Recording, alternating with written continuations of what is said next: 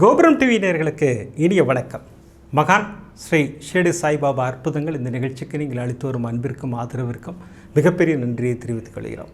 இந்த நிகழ்ச்சிகள் மகான் ஷிரடி சாய்பாபா பக்தர்களுக்கு கருணை உள்ளத்தோடு நிகழ்த்தி வரும் அற்புதங்களை வரிசையாக தரிசனம் பண்ணிட்டு வர சாய்நாதரின் அற்புதமான அருளாசிகளோடு அந்த வகையில் இன்று சாய்நாதர் நமக்கு கொடுக்கக்கூடிய அற்புதமான அருள் வாக்கு சத்திய வாக்கு என்னன்னு கேட்டிங்கன்னா, எல்லா சிக்கல்களையும் கடந்து வெல்வாய்ங்கிறார் சாய்நாதர்.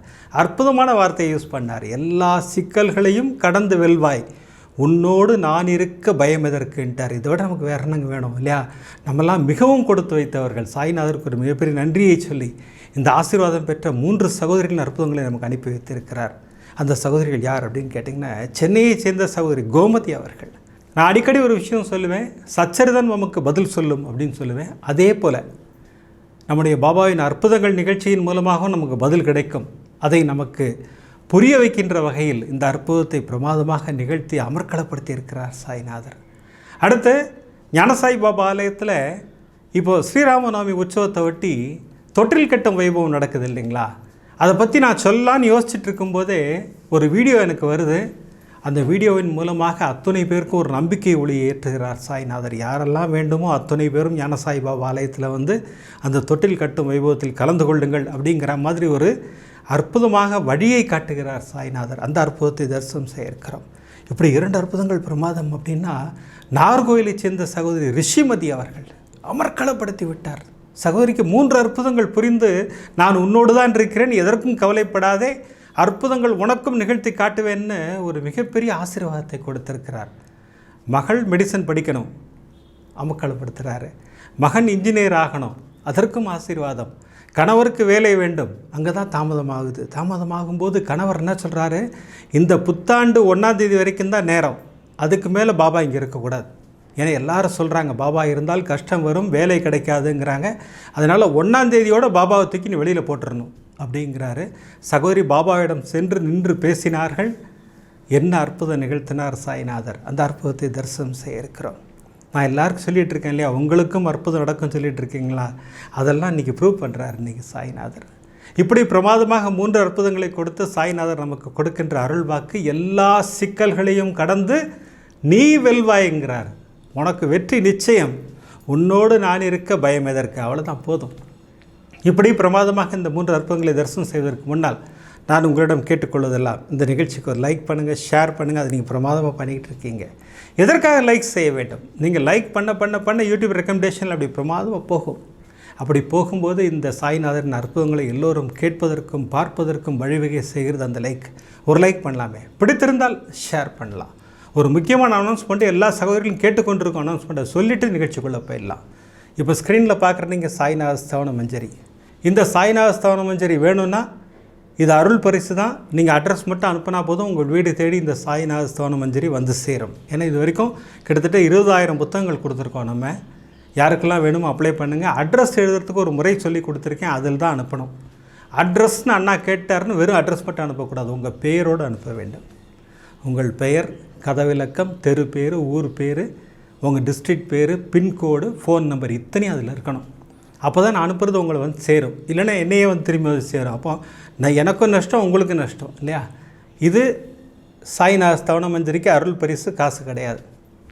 இப்போ நீங்கள் பார்க்குற ஓம் சாய்ராம் புத்தகம், இந்த ஓம் சாய்ராம் புத்தகம் வேணும்னா மட்டும்தான் கோபுரம் டிவியில் ஹேண்ட்லிங் சார்ஜ் கேட்பாங்க. நீங்கள் இந்த புத்தகம் வேண்டும் அப்படின்னு ஒரு மெசேஜ் பண்ணிங்கன்னா உங்களுக்கு அழகாக சில ஃபார்மாலிட்டி சொல்லுவாங்க, அதெல்லாம் நீங்கள் ஃபுல்ஃபில் பண்ணி இந்த புத்தகத்தை பெற்றுக்கொள்ளலாம். அற்புதமான பொக்கிஷமான புத்தகம் இது. அடுத்து இந்த படங்கள், கிட்டத்தட்ட ஒரு 9 பொருட்கள் வச்சு ஒரு படம் காமிக்கிறேன். இது வேணும்னாலும் ஒரு ஹேண்ட்லிங் சார்ஜ் கேட்பாங்க, ஓகேங்களா? இந்த 2ஆவதாக காண்பித்த அந்த 2 பொருளுக்கும் ஹேண்ட்லிங் சார்ஜ் உண்டு. மற்றபடி சாய்நாத ஸ்தவன மஞ்சரி அருள் பரிசு தான். யாருக்கெல்லாம் வேணுமோ அப்ளை பண்ணி வாங்கிக்கோங்க. வாங்க இப்போ நம்ம வரிசை அற்புதங்களை தரிசனம் செய்வோம். சிலிர்க்க வைக்கும் அற்புதங்கள் தான் அத்தனையும். நான் உங்களோடு இருக்கிறேன், உனக்குள்ளே தான் வசித்து கொண்டிருக்கிறேங்கிறத பாபா மீண்டும் நமக்கு ப்ரூவ் பண்ணியிருக்கார். என்ன நடந்தது? சென்னையைச் சேர்ந்த சகோதரி கோமதி அவர்கள். சகோதரியோட வீட்டில் ஃப்ரண்ட்டில் ஒரு குட்டி பாபா ஆலயம் இருக்குது. அழகாக மெயின்டைன் பண்ணிட்டு வராங்க. அந்த ஏரியாவில் உள்ள எல்லோரும் வந்து கொண்டாடுவார்கள் அந்த பாபாவை. அந்த குடும்பமே பாபாவுக்கு அடிமை. அப்படியே அற்புதமாக பாபாவை வணங்கி வரும் குடும்பம். இவங்களுக்கு ஒரு சிஸ்டர்லாம் இருக்காங்க. அந்த சிஸ்டர்லாவின் கணவருக்கு திடீர்னு உடல்நலக் குறைவு. அவர் தூக்கிட்டு உடனே நேராக ஜிஹெச் ஹாஸ்பிட்டல் போகிறாங்க. மருத்துவர்கள் சொன்னாங்க ரைட் டைம் கூப்பிட்டு வந்திருக்கீங்க. அவருக்கு ஸ்ட்ரோக் வந்திருக்கு. அதாவது ஸ்ட்ரோக் வந்து ஃபேஸில் வந்திருக்கு. நிறைய இடத்துல வரும் இல்லையா, அது ஃபேஸில் வந்திருக்கு. இது 4வது முறை அவருக்கு வருதுன்னு என்னுடைய அனுமானம். அதனால் நீங்களும் உங்கள் கடவுளை வேண்டிக்கிங்க, நாங்களும் எங்களால் என்ன பண்ண முடியுமோ பண்ணித்தரோம் அப்படின்னு சொல்லி மருத்துவர்கள் சொல்லிட்டாங்க. இது சகோதரிக்கு ஃபோன் பண்ணி சொல்கிறார் கணவர் அங்கேருந்து, அம்மா இங்கே கூப்பிட்டு வந்துட்டோம், டாக்டர்ஸ் வந்து கரெக்ட் டைம் கூப்பிட்டு வந்துட்டீங்க, நீங்கள் ஒன்றும் கவலைப்படாதீங்க, உங்கள் கடவுளை வேண்டிக்கிங்கன்னு சொல்லிட்டாங்க, நீ பாபாட்ட வேண்டிக்கிறியா அப்படின்னாங்க. சகோதரி நேராக ஓடி போய் அங்கே பாபாட்ட நின்று, பாபா என்னுடைய சிஸ்டர்லாவோட கணவரை காப்பாற்றி கொடுக்க வேண்டியது உங்களுடைய பொறுப்பு, நீங்கள் நிச்சயமாக கொடுக்க வேண்டும், எனக்கு இப்போ அதுக்கு பதில் சொல்லுங்கள் பாபா அப்படின்னு சொல்லி பாபாட்ட சொல்லிவிட்டு நேராக உள்ளே போய் சமையல் ஆரம்பிக்கிறாங்க. ஆனால் நான் எப்போ சமைக்கும் போதும் நம்ம பாபாவின் அற்புதங்கள் கேட்டுக்கொண்டு தான் சமைப்பேன் அப்படின்னு சொல்லி சகோதரி சொல்லிவிட்டு, அன்றைக்கி என்ன எபிசோடு பாப்பாய் வருது நான் பார்ப்பேன்னா, அன்று வந்த எபிசோடு வந்து 3 வருஷத்துக்கு முன்னாடி நீங்கள் போட்ட 60வது எபிசோட். ஸ்க்ரீனில் பாருங்கள், இதுதான் இந்த 60வது எபிசோட் சகோதரிக்கு பாப்பாய் வந்திருக்கு. அப்போ பாபா இதில் ஏதோ பதில் சொல்ல போகிறாருன்னு சகோதரிக்கு தெரிஞ்சு போச்சு. அந்த எபிசோடு கேட்டே இருக்காங்க. முதல் 2 அற்புதங்களில் சகோதரிக்கு எந்த பதிலும் கிடைக்கல. இருந்தாலும் சகோதரி நம்பிக்கையோடு சமைத்து கொண்டே கேட்டுக்கொண்டே இருக்கிறார்கள். 3வது அற்புதம், ஒரு சகோதரி தந்தையை ஜிஹெச்சில் சேர்த்தார்னு ஆரம்பிக்கிறேன். சகோதரி உடனே சமையல்லாம் ட்ராப் பண்ணிவிட்டு நேராக வந்துட்டாங்க. ஏதோ பாபா சொல்ல போகிறார், நம்ம கேட்போம் நம்ம அப்படின்னு சொல்லிவிட்டு அந்த எபிசோடில் அந்த சகோதரி அப்பாவை ஜிஹெச்சில் பெட்டில் சேர்த்துட்டு அங்கேருந்து கீழே வராங்க, இறங்கி டிஃபன் வாங்கலான்னு சொல்லிவிட்டு அந்த டிஃபன் கடை பக்கத்தில் ஒரு பெரியவர் உட்காந்துக்கிட்டு, இங்கே வாமா உங்கள் அப்பாவை இங்கே ஜிஹெச்சில் சேர்த்துருக்கேல்ல, அவர் நல்லபடியாக குணமாகி நீ வீட்டுக்கு கூப்பிட்டு போயிடுவேன், கவலைப்படாத போ அப்படின்னாரு. எனக்கு கண்களில் கண்ணீர் கொட்டுதுண்ணா எனக்கு. ஏன்னா நான் ஆன்சர் கேட்டதே பாபாட்ட அதுதான், பாபா நான் இப்போ நான் கேட்பேன், நீங்கள் எனக்கு ஆன்சர் பண்ணணும் பாபான்னு. உங்கள் எபிசோடு மூலமாக நம்ம அற்புதங்கள் நிகழ்ச்சியின் மூலமாக பாபா எனக்கு பதில் சொல்கிறார். உண்மை சத்தியம். சச்சரிதன்மாவுக்கு பதில் சொல்லும், அதே போல் அற்புதங்கள் நிகழ்ச்சியும் பதில் சொல்லும். பாப்பாய் வந்து பாருங்கள் அழகாக 60வது எபிசோடு இல்லைங்களா, அதுதான் சாய்நாதர் நமக்கு பதில் சொல்வதற்கு காத்து கொண்டிருக்கிறார். சரி, அடுத்து என்ன நடந்தது, அதான் முக்கியமான விஷயம் இல்லையா. சகோதரிக்கு மிகப்பெரிய சந்தோஷம். உடனே கணவருக்கு ஃபோன் பண்ணாங்க, எங்க மாமாவுக்கு ஒன்றுமே ஆகாது, கவலையப்படாதீங்க, அவர் பரிபூர்ணமாக குணமாகி வீட்டுக்கு வருவார், பாபா எனக்கு பதில் கொடுத்துட்டாருனாங்க. அங்கே குடும்பமே சந்தோஷமாக இருக்குது. அடுத்த நாளைக்கு நான் ஜிஹெச் போகிறேன்னா, நான் எப்பவும் கையில் ஒரு உதியை வச்சுருப்பேன், அந்த உதியை எடுத்துகிட்டு தான் போனேன். ஜிஹெச்சில் போனால் ஐசியூ வாசலில் ஒரு பெரிய கூட்டம், பயங்கரமான கூட்டம். எங்களுடைய டர்ன் வந்து எங்களை உள்ளே அழைத்தார்கள். நான் எப்போ போனாலும் ஒரு ஊதி பேக்கெட் எடுத்துகிட்டு தான் போவேன். நான் பாபாவை வேண்டிக்கிட்டே போகிறேன், பாபா அவரை காப்பாற்றி வீட்டுக்கு அனுப்புங்கள் பாபா, நீங்கள் பதில் கொடுத்துட்டீங்க, நீங்கள் செயல்படுத்தி கொடுப்பீர்கள்னு தெரியும் சொல்லிவிட்டு நேராக மாமா பக்கத்தில் போய் நிற்கிறேன். அந்த உதியை எடுத்து கையில் வச்சுக்கிட்டு நான் பாபாட்ட ப்ரே பண்ணிக்கிறேன், பாபா இந்த உதியை அவர் நெத்தியில் வச்சு விடுவேன், நீங்கள் அவரை குணப்படுத்தி அற்புதமாக வீட்டுக்கு அனுப்ப வேண்டும்னு நான் சொல்லிட்டு தான் அவர்கிட்ட போய் நெருங்குறேன். அவரை பார்த்தோன்னே என் கண்களில் கண்ணீர் வருது. பார்த்தா அவருடைய மூக்கில் டியூப் இருக்குது, வாயில் டியூப் இருக்குது, கையிலெல்லாம் அந்த ட்ரிப்ஸ் ஏற்றிருக்காங்க. எனக்கு உண்மையிலே மனது கஷ்டமாக இருந்தது. ஆனால் அப்பா இருக்கார், காப்பாற்றிடுவார்னு தெரியும். உதி எடுத்து நெத்தியில் வச்சு விட்டேன். அவருக்கு வாயில் தானே அந்த வாதம் இல்லைங்களா, அதனால் இந்த இங்கெல்லாம் ஃபுல்லாக அந்த உதியை தடவை விட்டுட்டு, அப்பா நீங்கள் பார்த்துக்குங்கப்பா நான் சொல்லிட்டு இருக்கும்போது நர்ஸ் வந்துட்டாங்க. அம்மா கூட்டம் சேர்க்காதீங்கம்மா, பெரிய டாக்டர் வராரு, போயெல்லாம் வெளில போங்கன்னாங்க. நாங்கள் அப்படியே பாபாவை ப்ரே பண்ணிக்கிட்டே வெளியில் வந்துட்டோம். நான் வெளியில் வந்து என்னுடைய சிஸ்டர் இல்லாட்ட ஃபுல் கதையும் சொல்கிறேன். நான் காலையில் வேண்டிக்கிட்டதுலேருந்து 60வது எபிசோட் டெலிகாஸ்ட் பண்ணதுலேருந்து அதில் உள்ள சாராம்சம், ஜிஹெச்சில் இருக்கார், அவர் குணமாவார்னு அந்த பெரியவர் சொன்னதுலேருந்து எல்லாத்தையும் சொன்னேன். எல்லாருக்கும் ரொம்ப சந்தோஷம். ஓ இவ்வளோ பெரிய ஆசீர்வாதம் கொடுத்துருக்காரா அப்படின்னாங்க. கிட்டத்தட்ட 1 மணி நேரம் ஆகிடுச்சு. நாங்கள் கிளம்புறோம், மாமா பார்த்துட்டு கிளம்பட்டுமான்னு. சரிம்மா வாமான்னு சொல்லிவிட்டு திருப்பி நாங்கள் ஐசியூக்குள்ளே போகிறோம். ஐசியூ கதவை திறந்தால் அங்கே ட்ரிப்ஸ் எல்லாம் பார்த்துக்கிட்டு இருந்த அந்த மாமா இப்போ எதுவுமே இல்லை, எல்லாத்தையும் ரிமூவ் பண்ணிட்டாங்க. டியூப்ஸ் ரிமூவ் பண்ணிட்டாங்க, ட்ரிப்ஸ் ரிமூவ் பண்ணிட்டாங்க, எல்லாம் ரிமூவ் பண்ணிட்டாங்க. அவங்க சன் மட்டும் கூட இருந்தார். அவரை கூப்பிட்டு கேட்டோம், என்னடா அது எல்லாத்தையும் ரிமூவ் பண்ணிட்டாங்க, என்னாச்சு அப்படின்னு கேட்டால், பெரிய டாக்டர் வந்தார்ல பார்த்துட்டு அவர் இப்போ பர்ஃபெக்டாக ஆல்ரைட் ஆகிட்டார், இப்போ எல்லாத்தையும் ரிமூவ் பண்ணிட்டு அவர் வார்டுக்கு மாற்றிருங்க அப்படின்னு சொல்லிட்டாருன்னு சொன்னோடனே என் கண்களுக்கு கண்ணீர் கொட்டுது. நான் அப்படியே விதியே சதி செய்தாலும் என் உதி அதை சரி செய்யும்னு பாபா சொல்லுவார். அது 1 மணி நேரத்தில் நடத்தி காமிச்சார் சாய்நாதர். உதி வந்து நெத்தியில் பட்டு அந்த வாயில் பட்ட உடனே எல்லாத்தையும் ட்ரீட்மெண்ட்லாம் எல்லாத்தையும் ஸ்டாப் பண்ணிட்டாங்க. இருந்தாலும் அப்சர்வேஷனில் நாங்கள் சில நாள் வைக்கணும், அதனால் வார்டில் வச்சுக்கிறோம், நீங்களாம் முதல்ல வெளில போங்க அப்படின்னாங்க. நான் பாபாவுக்கு ஒரு மிகப்பெரிய நன்றியை சொல்லிவிட்டு நான் வந்தேன். நான் எனக்கு அப்படி ஒரு சந்தோஷம். பாபா எவ்வளோ பெரிய ஆசீர்வாதம் எங்கள் குடும்பத்துக்கு பண்ணியிருக்காருன்னா, இப்போவும் தொடர்ந்து சிகிச்சையில் இருக்கார், நிச்சயமாக குணமாகி வருவார். அது சாய்நாதரின் ஆசீர்வாதத்தோடு நடக்கும்னு சகோதரி பிரமாதமாக சொல்கிறாங்க. அந்த நம்பிக்கை தான் முக்கியம். சாய்நாதர் அதைத்தான் நம்மிடம் எதிர்பார்ப்பார் இல்லையா? என்னுடைய உதி வந்துருச்சுன்னா அது பிரமாதமாக பார்த்துக்குங்கிறது பாபாவுக்கு தெரியும். அது பிரமாதமாக, ஏன்னா அவர் இருந்த காலத்திலே நமக்கு அள்ளி அள்ளி கொடுத்தது என்னது? உதி தானே கொடுத்தார் இல்லையா? அந்த துவாரகமாயில் கிடைக்கிற உதிக்கு அப்படி ஒரு மிகப்பெரிய சக்தி உண்டு இல்லையா? அதனால தான் நான் மீண்டும் மீண்டும் சொல்கிறேன், எல்லா வீட்லேயும் சச்சரிதம் இருக்கணும், ஸ்தவன மஞ்சரி இருக்கணும், உதி இருக்கணும். இந்த 3 பொருட்களும் நம் வீட்டில் இருக்க வேண்டியது அவசியம்.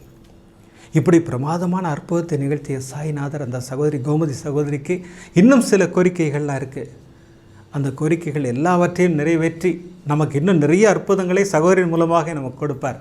இது நிதர்சனமான உண்மை, சத்தியமான உண்மை. இன்றைக்கி கூட்டு பிரார்த்தனை எதற்காகன்னு கேட்டிங்கன்னா, இதுபோல் மருத்துவமனையில் சிகிச்சை பெற்று வரும் சிறிய குழந்தை முதல் பெரிய தாத்தா வரைக்கும், பாட்டி வரைக்கும் அத்தனை பேருக்காகத்தான் நம்ம இன்றைக்கி கூட்டு பிரார்த்தனை செய்ய போகிறோம் இல்லைங்களா? வாங்க அடுத்த அற்புதத்தை தரிசனம் செய்வோம்.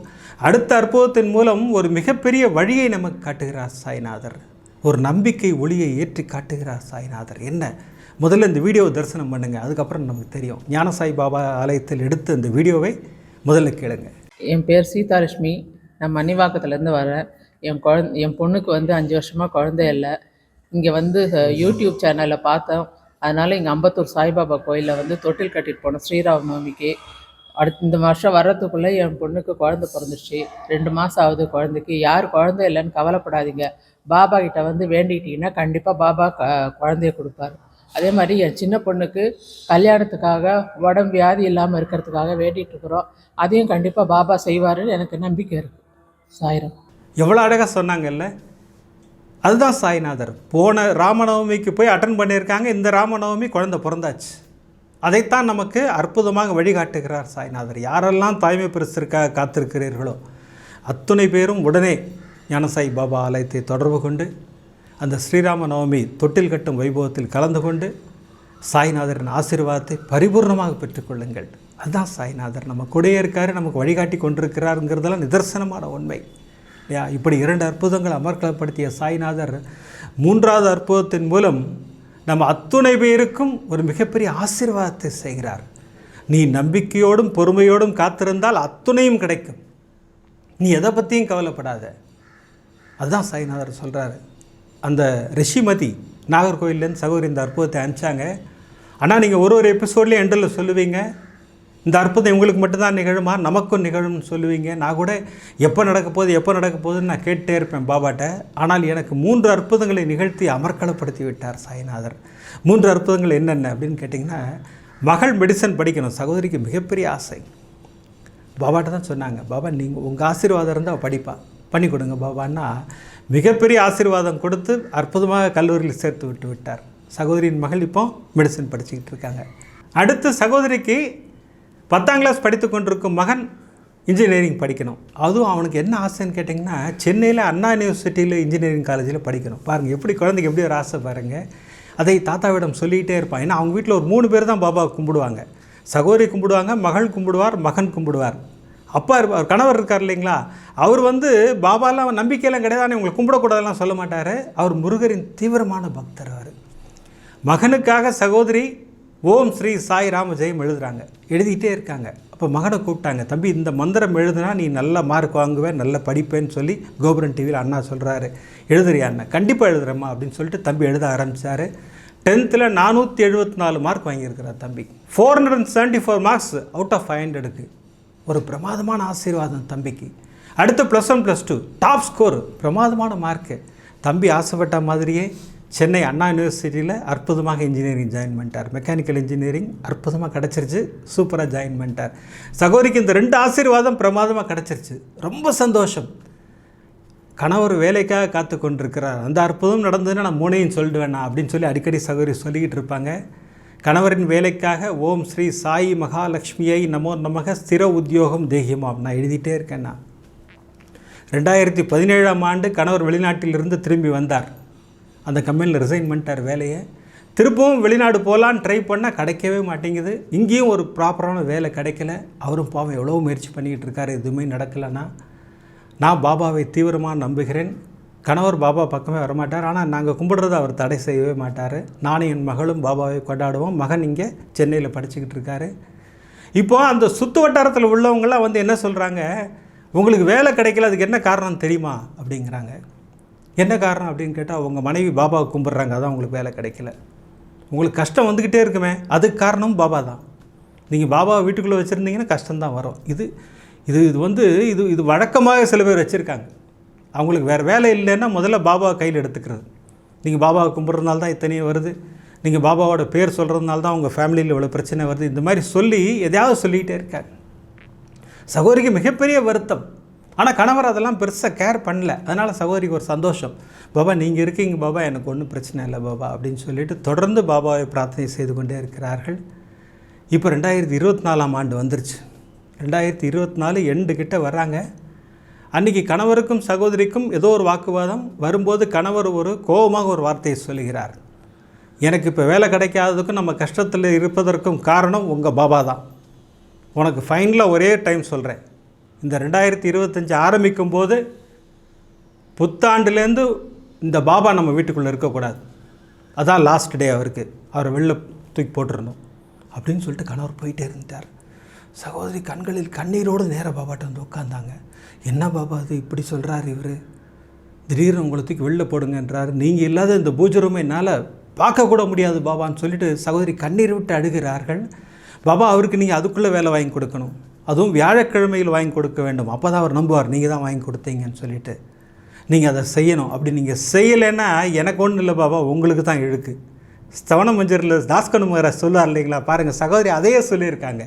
பாபா நீங்கள் செய்யவில்லை என்றால் அது உங்களுக்கு தான் இழுக்கும்பார் தாஸ்கனு மகாராஜ். சகோதரி அதே வார்த்தை யூஸ் பண்ணியிருக்காங்க, பாபா நீங்கள் தான் பார்த்துக்கணும் அப்படின்னு சொல்லிவிட்டு 2024 டிசம்பர் மாதம் ஒரு 16-17 தேதியில் சகோதரி மாலை பூஜை பண்ணி கொண்டு இருக்கும்போது பக்கத்து வீட்டிலேருந்து ஒரு குட்டி பையன் வரான். அவன் என்னை அத்தைன்னு தான் கூப்பிடுவான்னா, அத்தை உங்களுக்கு ஒரு பரிசு கொண்டு வந்திருக்கேன்னா. என்னடா பரிசுன்னு கேட்டேன். பாபா கேலண்டர் ரொம்ப அழகாக இருக்கு அத்தை, இந்தாங்க வச்சுக்கோன்னு சொல்லி கொடுத்துட்டு போயிட்டான். எனக்கு சிரிப்பு தான் வந்தது. இருக்கிற பாபாவே இன்னும் 15 நாள் தான், எல்லாத்தையும் தூக்கி வெளில போட போகிறேங்கிறாரு எங்கள் வீட்டுக்காரரு.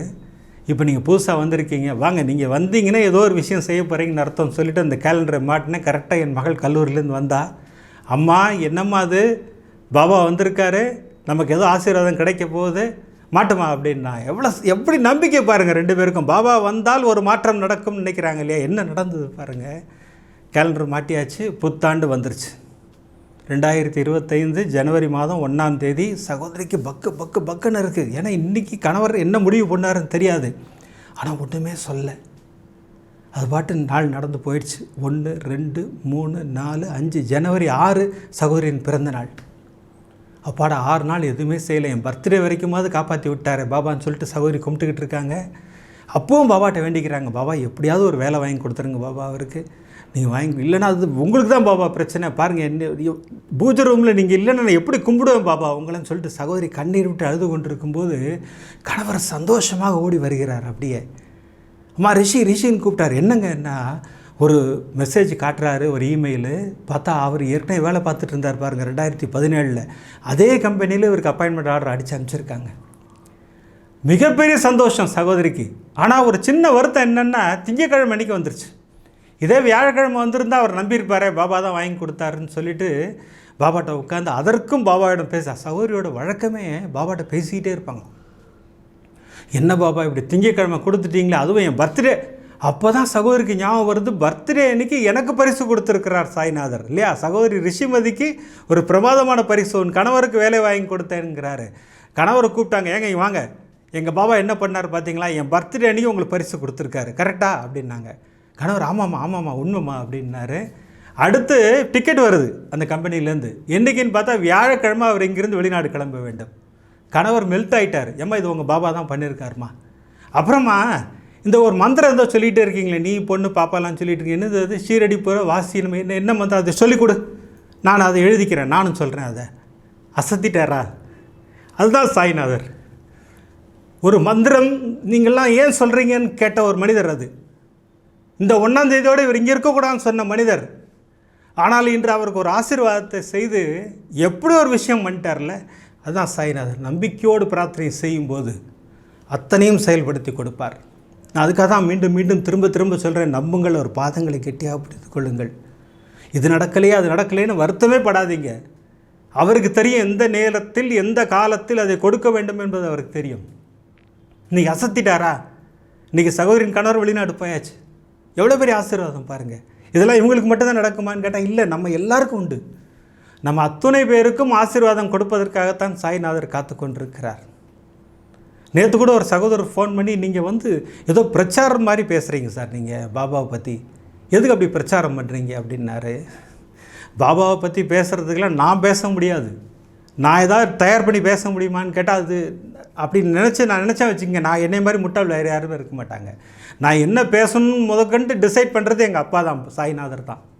அதனால் அவருக்கு மட்டும் இல்லை, எல்லாருக்குமே நான் சொல்கிறேன், நான் பிரச்சாரம்லாம் செய்யலை. சாய்நாதரின் ஒரு ஆசீர்வாதம் நமக்கெல்லாம் கிடைக்கணுங்கிறதுக்காக அவர் செய்த அற்புதங்களை நம்ம சொல்லி கொண்டிருக்கிறோம். பாபாவே சொல்கிறார், என்னுடைய அற்புதங்கள் கேட்க கேட்க புண்ணியம்ங்கிறார். அது மிகப்பெரிய ஆசீர்வாதம் நமக்கெல்லாம். இன்றைக்கி 3 அற்புதங்களில் அமர்க்களப்படுத்திட்டார்ல, என்ன ஆசீர்வாதங்க, அமர்க்களம், பிரமாதமான ஆசீர்வாதம். முதல் அற்புதம் சென்னையை சேர்ந்த சகோதரி கோமதிக்கு எவ்வளோ பெரிய ஆசீர்வாதம் இல்லையா?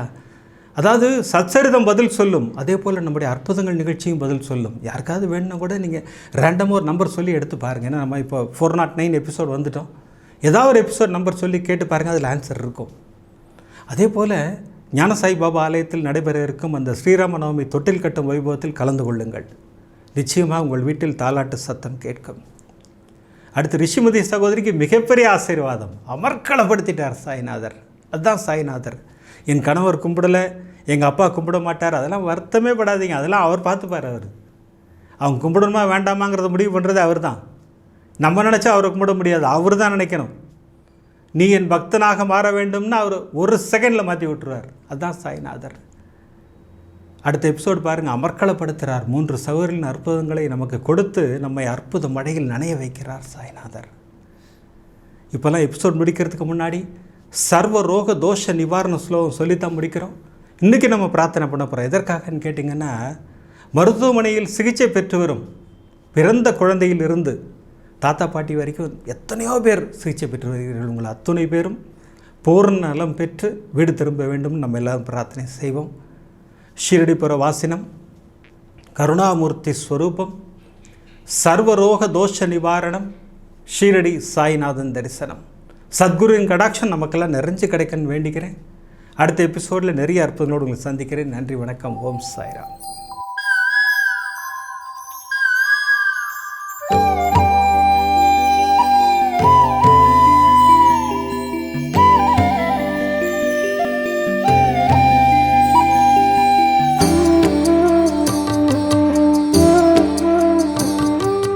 விதம் விதமான பக்தி நிகழ்ச்சிகளை உங்களுக்காக தந்து கொண்டிருக்கிறது உங்கள் கோபுரம் டிவி. உங்களுக்கு பிடித்த நிகழ்ச்சிகளை லைக் செய்யுங்கள், உங்களுக்கு பிடித்த மாணவர்களுக்கு ஷேர் செய்யுங்கள். மேலும் சப்ஸ்கிரைப் செய்வதோடு மட்டுமல்லாது அருகில் இருக்கும் பெல் பட்டனை கிளிக் செய்து கோபுரம் டிவி நிகழ்ச்சிகளை உடனுக்குடன் தெரிந்து கொள்ளுங்கள். மற்றும் ஒரு மகிழ்ச்சியான செய்தி, கோபுரம் டிவி ஆப்பை கூகுள் பிளே ஸ்டோரில் ஃப்ரீ டவுன்லோட் செய்து கோபுரம் டிவி நிகழ்ச்சிகளை தொடர்ந்து கண்டுகளியுங்கள், பாருங்கள், ரசியுங்கள், பரவசமடையுங்கள். gopuramtv.com. பக்தி பக்திமயம்.